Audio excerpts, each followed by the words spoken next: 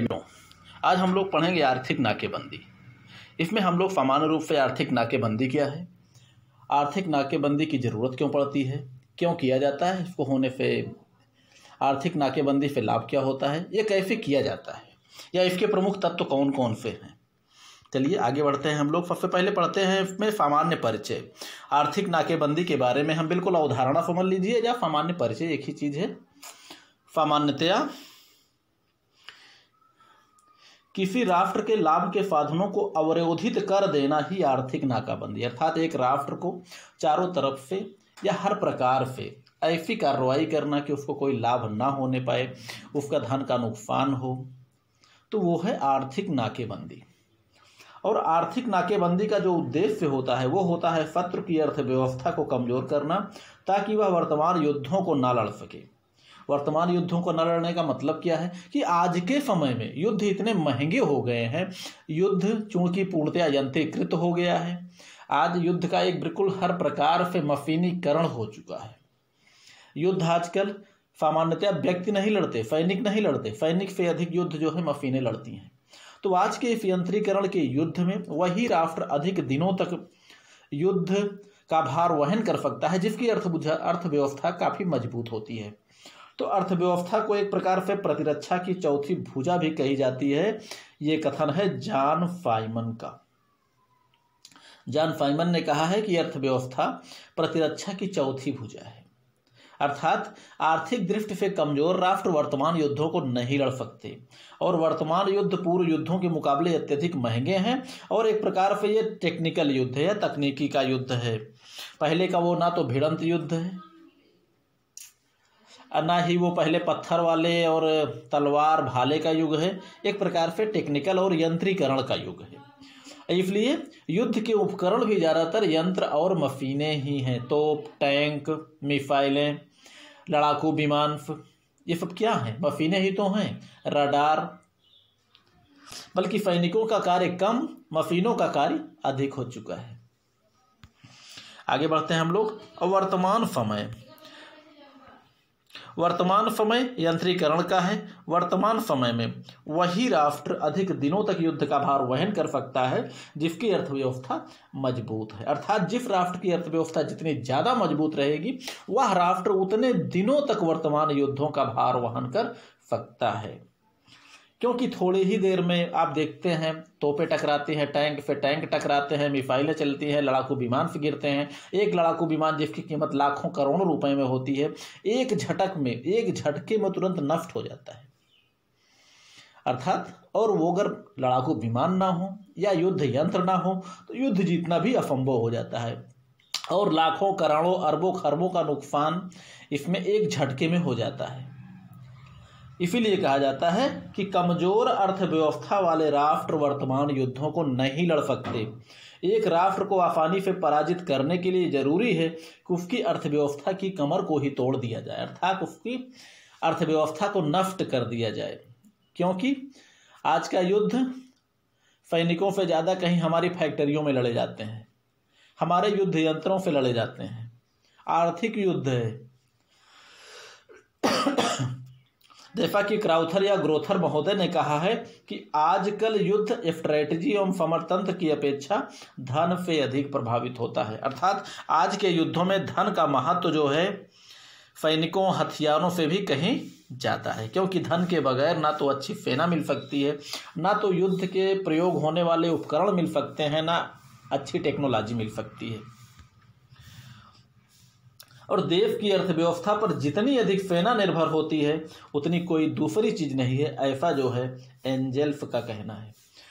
और किंडले वर्गर ने कहा है कि आर्थिक युद्ध की समस्या केवल अपने देश की आर्थिक क्षमता में वृद्धि करना ही नहीं, अपितु शत्रु राष्ट्र की आर्थिक क्षमता को सीमित करना भी होता है, अर्थात अपने राष्ट्र की अर्थव्यवस्था को भी विकसित कीजिए और साथ में अपने शत्रु राष्ट्र की अर्थव्यवस्था की कमर को भी तोड़ने का प्रयास कीजिए।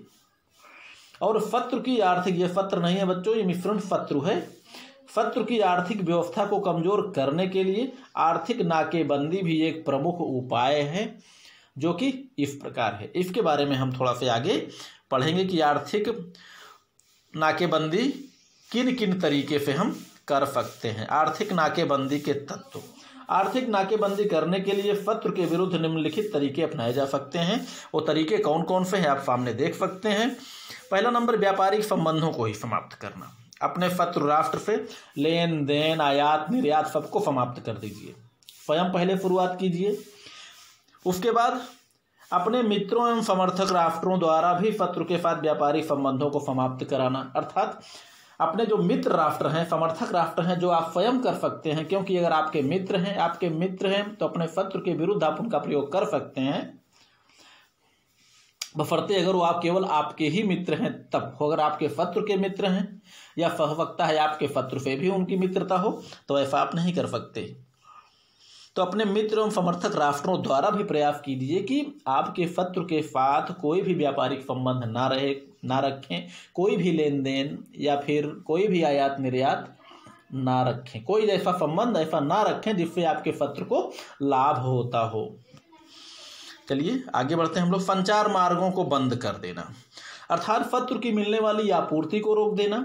अब शत्रु के बाहर जाने वाले निर्यातों को रोक देना, अर्थात शत्रु के जो संचार मार्ग हैं, जो क्या बोलते हैं आने जाने के साधन हैं, आने जाने वाले मार्ग हैं, उनको रोक देना और उन मार्गों को अवरोधित कर देना या बंद कर देना जिनसे शत्रु को आपूर्ति मिलती है या जिन राष्ट्रों से शत्रु अपना निर्यात करता है। ये भी एक प्रकार से आर्थिक नाकेबंदी है। नागरिक आवश्यकता की पूर्ति को रोकना।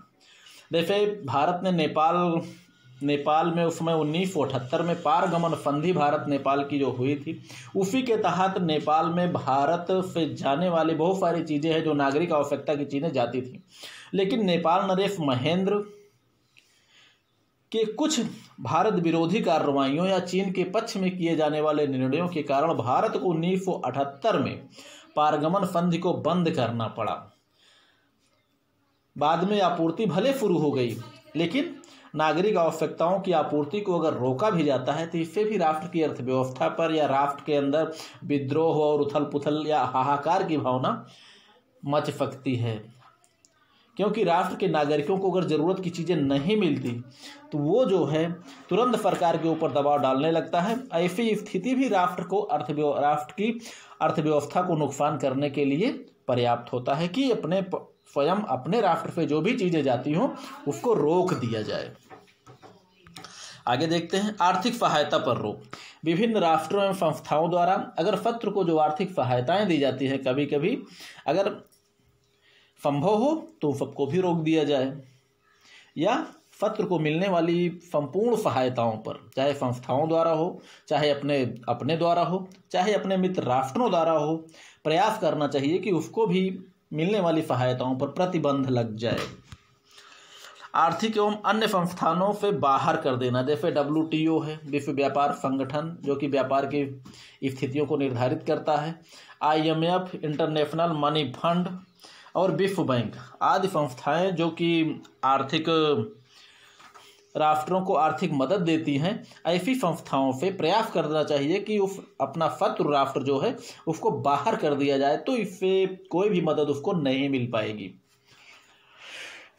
कोई भी मदद अगर नहीं मिल पाएगी तो ऐसी स्थिति में शत्रु की अर्थव्यवस्था चरमरा कर डाउन हो जाएगी। नहीं तो शत्रु उस समय आपसे युद्ध के समय वो कर्ज ले लेगा, सहायता ले लेगा, सहायता मांग लेगा और आपके ऊपर जो है उस सहायता का दुरुपयोग करेगा और अंत में भले ही भरपाई करे या ना करे वो बात की बात है, लेकिन वास्तव में वो राष्ट्र जो है अगर सहायता मिलेगी तो कमजोर कहाँ रहेगा।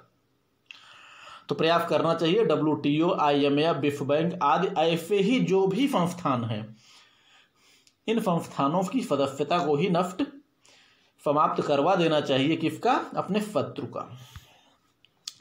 शत्रु के उत्पादों का बहिष्कार करना एवं कराना, अर्थात अपने राष्ट्र के नागरिकों से, अपने मित्रों के राष्ट्र के नागरिकों से, पड़ोसी राष्ट्रों के जो अपने समर्थित हों, वहाँ से शत्रु के उत्पादों का बहिष्कार कराने का प्रयास करना चाहिए। और ये प्रयास करना चाहिए जनता को कि जनता जो है शत्रु देश की चीज़ों को अपनाने की अपेक्षा स्वदेशी चीज़ें अपनाने के लिए मजबूर हो या स्वदेशी चीज़ें अपनाने के लिए जनता को प्रोत्साहित किया जाए। भाई स्वदेशी अच्छी चीज़ मानी जाती है, भले थोड़ा सा महंगा पड़े, क्योंकि वो हमारे घर का बना हुआ चीज़ है, उस पर जो हम व्यय करेंगे वो अपने ही देश में रहेगा। पड़ोसी राष्ट्र, शत्रु राष्ट्र, उनका जो हम व्यय करेंगे। जैसे भारत को अगर जो है चीन पे अगर आर्थिक नाकेबंदी लगाना है तो भारत जैसे एक बड़े मार्केट को चाइनीज सामान के आयात पर रोक लगाना होगा। अर्थात अगर हम लोग स्वयं जो है देशभक्त हों और आर्थिक नाकेबंदी लगाना चाहते हैं चाइना पर, तो सीधी सी बात है कि चाइनीज सामानों का बहिष्कार किया जाए और उनका प्रयोग ना किया जाए, तो बाद में वहाँ से आना स्वयं ही बंद हो जाएगा। क्योंकि यहाँ जब खरीदेंगे नहीं, हम दुकानदार से नहीं खरीदेंगे, दुकानदार गवर्नमेंट से नहीं खरीदेगी, बड़ी कंपनियों से नहीं खरीदेगी, तो कंपनियां चाइना जाके लाएंगी क्यों माल। तो ऐसी स्थिति में स्वदेशी को प्रोत्साहन दिया जाए और शत्रु के उत्पादों का बहिष्कार किया जाए। तटस्थ व्यापार को नियंत्रण। देखिए, गैर युद्धरत राष्ट्रों के साथ व्यापारिक समझौतों को मजबूत बनाना चाहिए और शत्रु राष्ट्र के साथ कोई व्यापार ऐसा नहीं होने देना चाहिए जो शत्रु को मजबूत बनाता हो। अर्थात प्रयास किया जाए कि पड़ोसी राष्ट्र जो है वो भी हमारे शत्रुओं के साथ व्यापार ना करें। और पड़ोसी राष्ट्र या तटीय राष्ट्र जिनकी हमारी समुद्र की सीमाएं मिलती हैं, जिनके बंदरगाहों पर हम समुद्र के रास्ते जा सकते हैं, तो ऐसे राष्ट्रों के साथ भी हमारा ऐसा संबंध हो कि ताकि हम उनके द्वारा अपने शत्रु राष्ट्र को मिलने वाली सभी आपूर्ति यहाँ तक कि व्यापार को भी अवरोधित कर सकें। अर्थात तटस्थ व्यापार को नियंत्रित करने का प्रयास करना चाहिए। अगला है शत्रु के बंदरगाहों की घेराबंदी। शत्रु के बंदरगाहों पर आवागमन को बाधित कर दिया जाए, अर्थात आवश्यकता पड़ने पर शत्रु को किसी भी प्रकार की सहायता ना मिल पाए और आयात निर्यात सभी व्यापार शत्रु के ठप हो जाए। अर्थात शत्रु के बंदरगाहों की ओर कोई भी किसी भी राष्ट्र की गाड़ी के किसी भी राष्ट्र के जहाज ना आने पाए, ना शत्रु राष्ट्र के जहाज कहीं पर जाने पाए। तो इस तरह शत्रु के बंदरगाहों की घेराबंदी करके भी हम शत्रु की आर्थिक नाकेबंदी कर सकते हैं। यह किसी भी शत्रु की आर्थिक नाकेबंदी के प्रमुख तरीके हैं और समय और तत्कालीन परिस्थितियों के अनुरूप इसके अतिरिक्त भी जो है आर्थिक नाकेबंदी के तत्वों को अपनाया जा सकता है। फिलहाल हमें जो कुछ समझ में आया वो सिर्फ इतने ही अपनाए जा सकते हैं। अगर इससे ज़्यादा भी कुछ है तो वो परिस्थितियां, समय आदि के ऊपर निर्भर करता है। इसके अतिरिक्त भी बहुत सारे तरीके अपनाए जा सकते हैं। ठीक है बच्चों, चलिए चैप्टर हमारा समाप्त हुआ। बाकी उम्मीद करते हैं आप लोगों के समझ में आ गया होगा। अगर नहीं आता है तो आप लोग कमेंट करिएगा, हम फिर आपको समझाने का प्रयास करेंगे। ठीक है मित्रों, तब तक आप लोग पढ़िए लिखिए, मस्त रहिए।